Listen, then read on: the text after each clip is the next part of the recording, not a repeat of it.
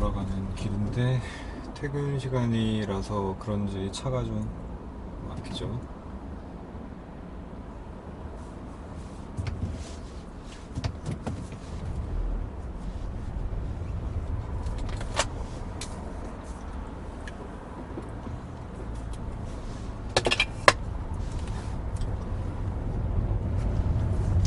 제한 속도 그러고 보니까 80km. 수동 운전에 또 불편한 점이 중요한 게 있었네요.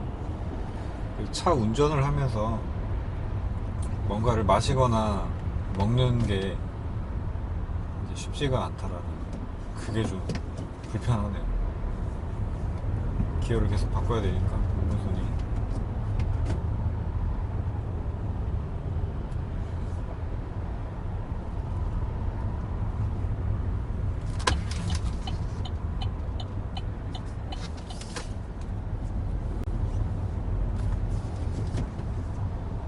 사실 지금처럼 막히는 상황이면 수동 운전의 묘미는 전혀 없죠. 그냥 불편하기만 할 뿐이고, 1단 2단으로 계속 가야 되는 상황이니까. 그렇지만 집이 가까웠기 때문에 괜찮습니다, 저는.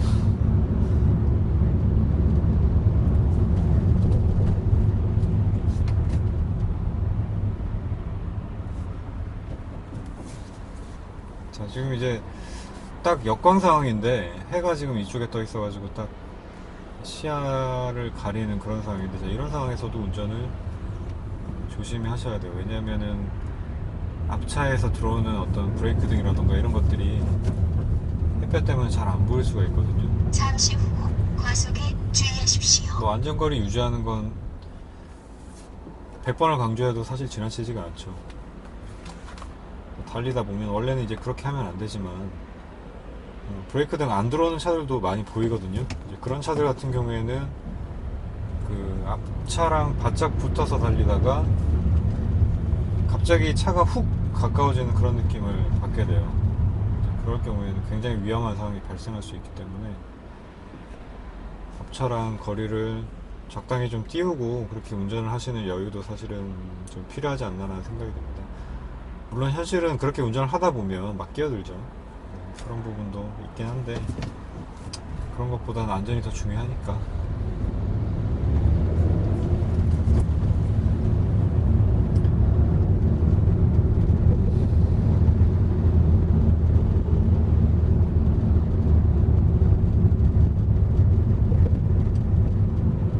자, 그리고 또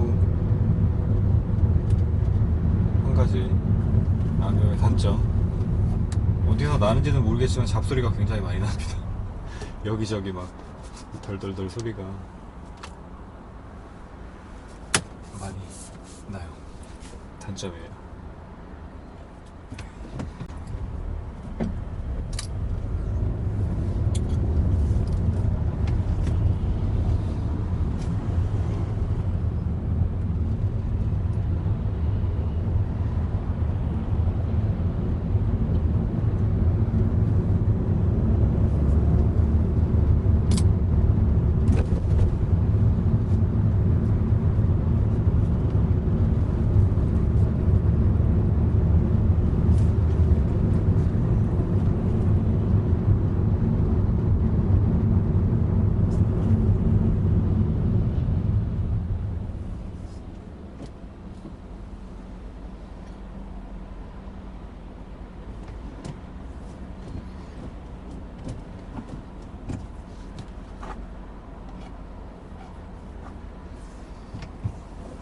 아, 그리고 기어봉이 어디 제품이냐 물어보신 분들도 계셨는데,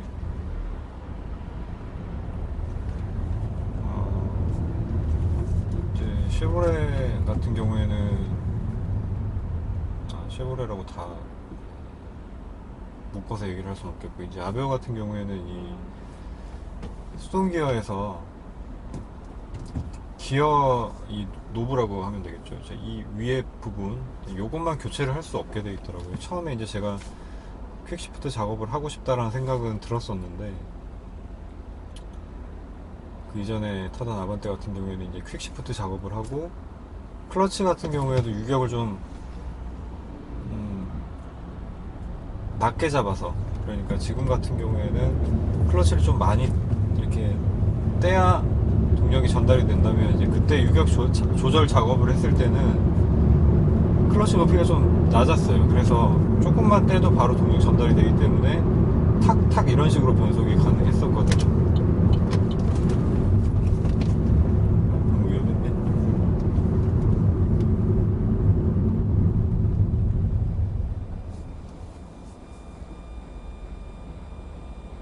뒤에 운전자분이 여자인데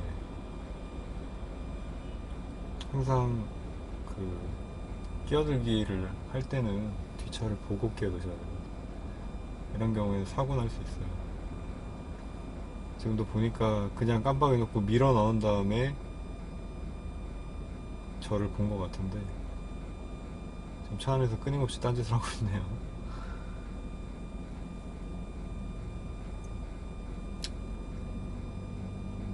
아, 무슨 얘기 하다 말았지? 아, 네.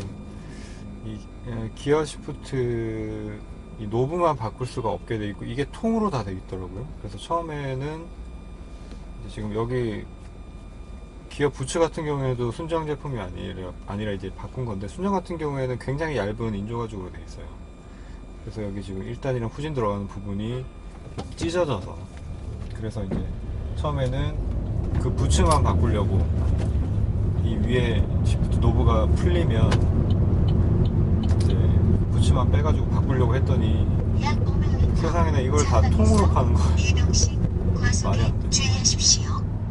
제한 속도 부츠가 찢어졌다고 이거 자체를 그냥 통으로 다 바꿔야 되는 게 너무 좀 이동식 과속에 그래가지고, 주의하십시오. 마침 이제 노브가 안 빠지는 부분 접착제로 붙여놨더라고요. 안 빠지는 부분도 그렇고, 이 차를 그냥 퀵시프트로 바꿔야 되겠다라는 생각이 들어서 이제 그 작업을 하는 곳을 수소문해가지고 찾아갔죠.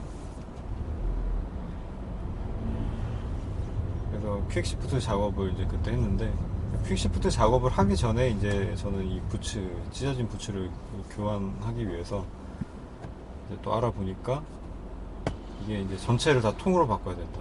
아까 말씀드렸듯이 이제 그런 상황이라서, 그러면은 이 부츠만 사가지고 내가 그냥 본드로 붙여야 되겠다라는 생각이 들어서 부츠를 따로 샀습니다.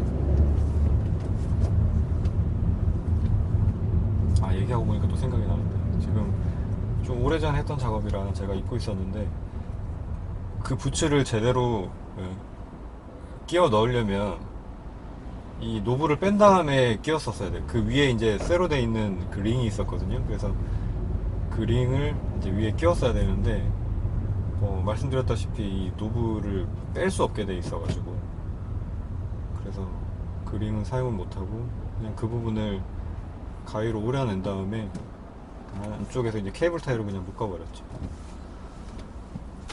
그런 어떤 부품의 교환의 비효율성이라고 해야 될까요? 그런 부분들은 좀 마음에 안 드는 부분이기도 해요. 튜닝 부품을 쉽게 구하기도 힘들다라는 점도 있고, 많이 팔린 차가 아니다 보니까 한국에서.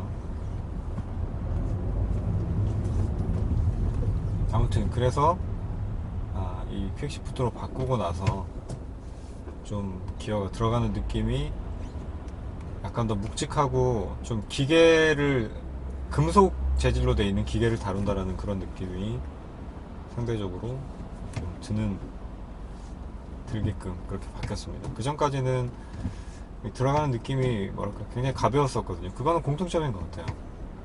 이제 퀵시프트로 바꾸면, 그전 아반떼 같은 경우에도 그랬었고, 변속 느낌이, 이 기어 변속하는 느낌이 좀 많이 가볍고, 살짝 어떻게 보면 장난감 같은 그런 느낌인데, 이 퀵시프트 작업을 한 이후에는 변속하는 느낌이 좀 진짜 차를 다룬다라는 느낌?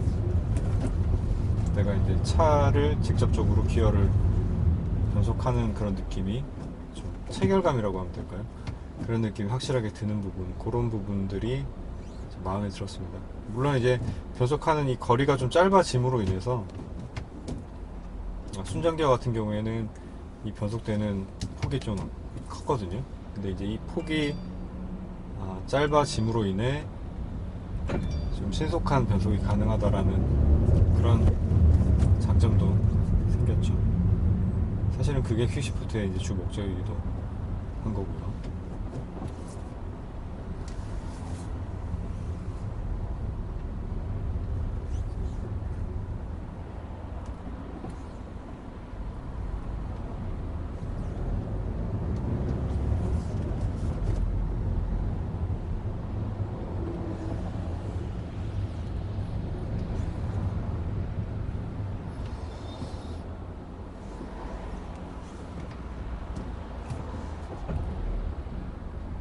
그리고 이제 페달 같은 경우에는 순정 부품입니다.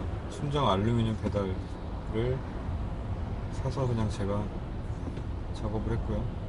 페달 작업 뭐 특별하게 어려운 부분은 전혀 없었고 누구나 다 하실 수 있는 그런 작업입니다. 단 이제 그 클러치랑 브레이크 페달 같은 경우에는 기존에 고무로 되어 있던 걸 벗기고 그냥 씌우시면 되는 거고, 악셀 같은 경우에는 이제 그 위에 더 덮어서 끼우는 방식이었던 걸로 제가 기억을 하는데, 잠시 후 이동 시 금속 부분이 좀 날카롭기 때문에 주의하십시오. 손 안 다치게 장갑 끼고 작업만 하시면 되고, 잠시 부품 후 값은 이동 시 뭐 얼마 안 했던 것 같아요. 기억은 주의하십시오. 정확하게 안 나는데.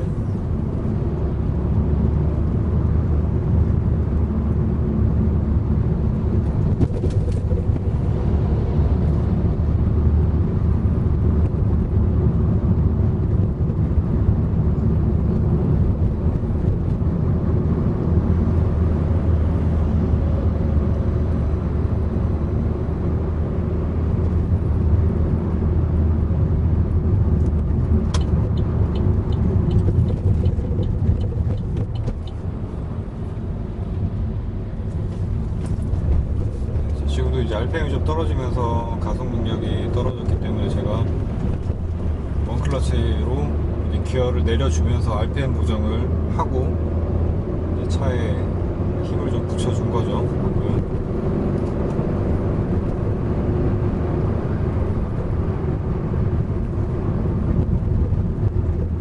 윗코너에서 브레이크를 밟기는 했지만 속도를 많이 줄이진 않았기 때문에 따로 기어를 내리거나 하진 않았습니다.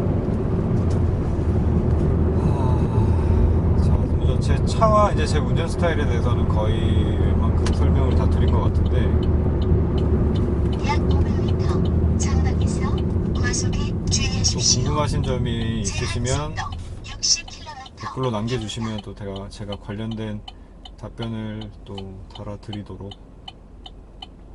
하겠고요. 그리고 연비 물어보신 분이 또 계셨는데, 그 사실 연비라는 게 이제 운전을 어떻게 하느냐에 따라서 뭐 천차만별로 같은 차라도 다 달라지는 거라서 딱 일관되게 얘기를 하기엔 좀 힘든 측면이 있는데, 지금 제가 아까 주유를 하고 리셋을 했거든요, 그 트립 컴퓨터를.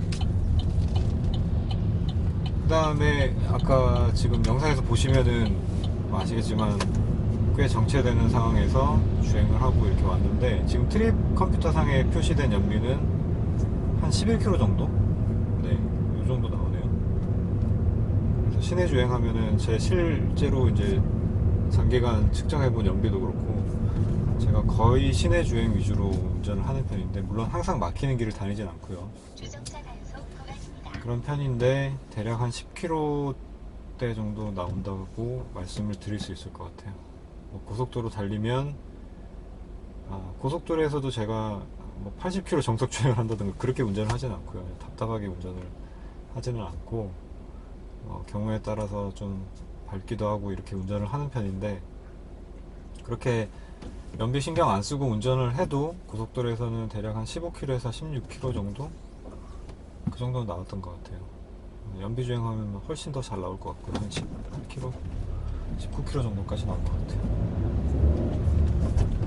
엔진이 터보 엔진에다가 6단 기어였으면은 상속 주행할 때 6단 놓고 하면 연비는 아마 더 좋게 나오지 않았을까 싶은데, 1.6 5단 기어에서도 연비는 충분히 잘 나온다, 이 정도면은 괜찮은 편 아닌가라고 생각을 하고 있습니다. 저는.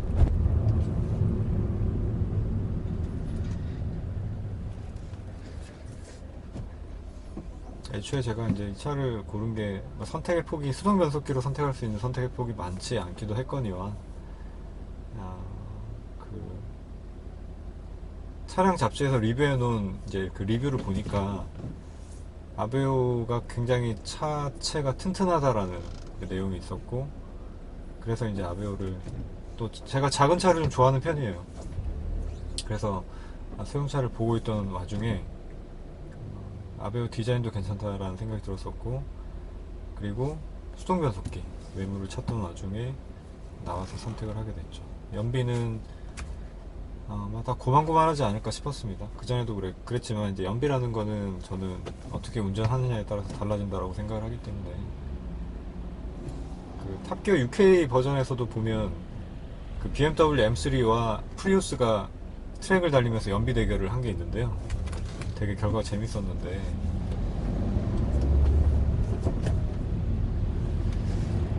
우리가 그냥 상식적으로 생각을 해보면은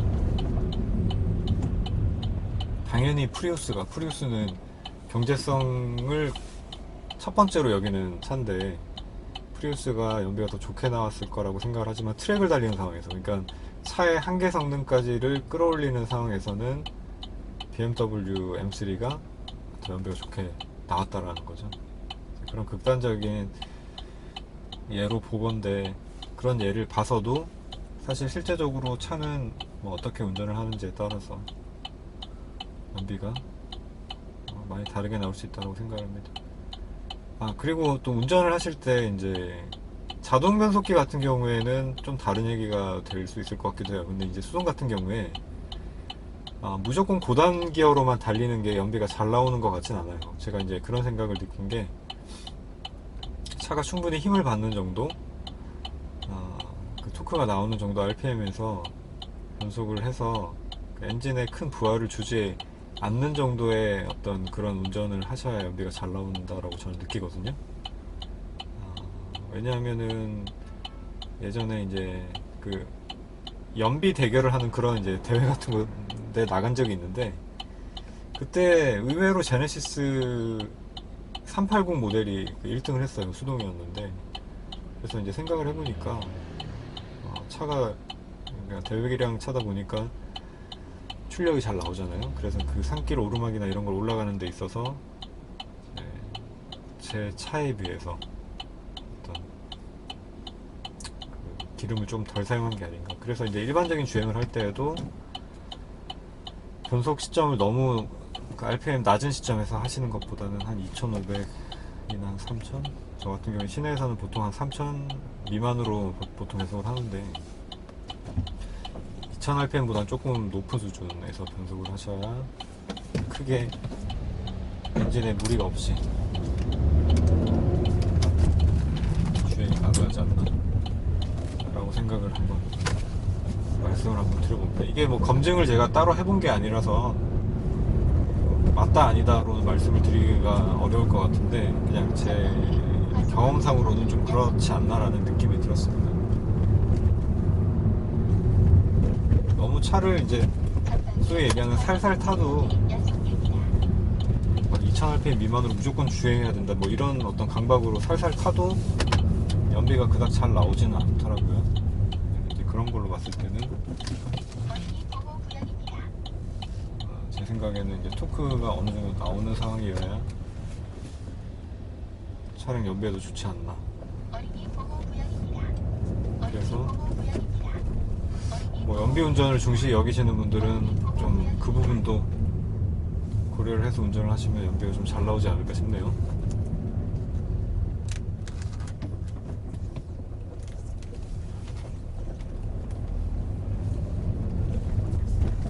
자, 저는 이제 집에 다 왔기 때문에 이번 영상은 여기서 마치도록 하겠습니다. 자, 궁금하신 점 있으시면 댓글로 달아주시고요. 이만 마치겠습니다.